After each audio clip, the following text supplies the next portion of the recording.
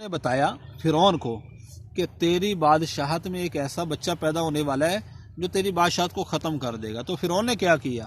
فرعون نے آرڈر جاری کیا، جو بچہ پیدا ہو اس کو قتل کر دو، بنی اسرائیل میں جو بچہ پیدا ہو اس کو قتل کر دیا جائے۔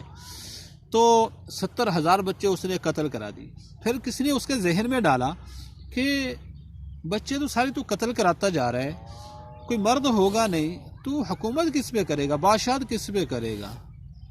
بچے سارے قتل ہو جائیں گے، کوئی بڑا ہوگا ہی نہیں، بوڑھے مر جائیں گے، تو بادشاہت کس پہ کرے گا؟ اس نے کہا نہیں، 1 سال بچوں کو چھوڑ دیا جائے، 1 سال قتل کر دیا جائے۔ سبحان اللہ! جس سال بچوں کو قتل کرتا تھا میرے رب نے اس سال حضرت موسیٰ علیہ السلام کو پیدا فرمایا، اور جس سال چھوڑتا تھا اس سال حضرت ہارون علیہ السلام کو پیدا فرمایا۔ اللہ نے اپنی طاقت کو بتایا کہ اصل طاقت میری طاقت ہے۔ موسیٰ علیہ السلام پیدا ہو گئے۔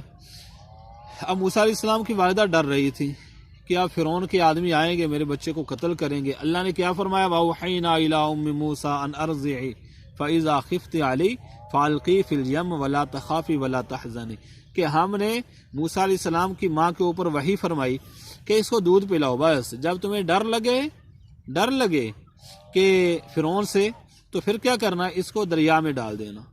عجیب اللہ کا حکم! تو موسیٰ علیہ السلام کی والدہ کو ڈر ہوا، تو وہ ایک لکڑی کا کام کرنے والے کے پاس گئی، اس سے جا کے کہا کہ اس سائز کا صندوق بنا دو۔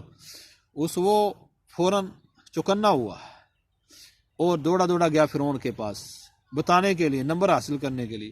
فرعون کے جب محل میں گیا، لوگوں نے اس کو روکا، جو وزیر، مشیر اور جو گارڈ کھڑے ہوئے تھے، پہرے دار، انہوں نے روکا۔ اس نے کہا میں نے بڑی ضروری بات کرنی ہے، مجھے جانے دو۔ انہوں نے بہت روکا، لیکن اس نے کہا بہت بڑے خطرے کی چیز ہے، بہت بڑی بات ہے، مجھے جانے دو۔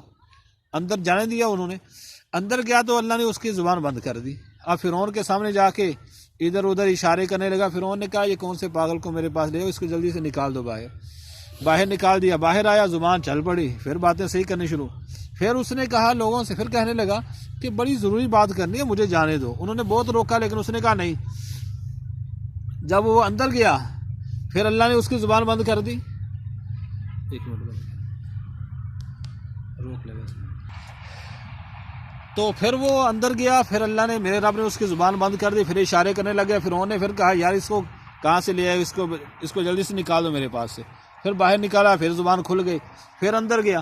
تو 3-4 مرتبہ ایسا ہوا، تو وہ سمجھ گیا کہ یہ کوئی ذات ہے جو کر رہی ہے، کوئی ہے طاقت والا جو کر رہا ہے۔ اندر زبان بند، باہر زبان چل رہی ہے۔ چپ کر کے آگے صندوق بنا کے دے دیا۔ حضرت موسیٰ علیہ السلام کی والدہ نے صندوق میں رکھا اور دریا میں ڈال دیا۔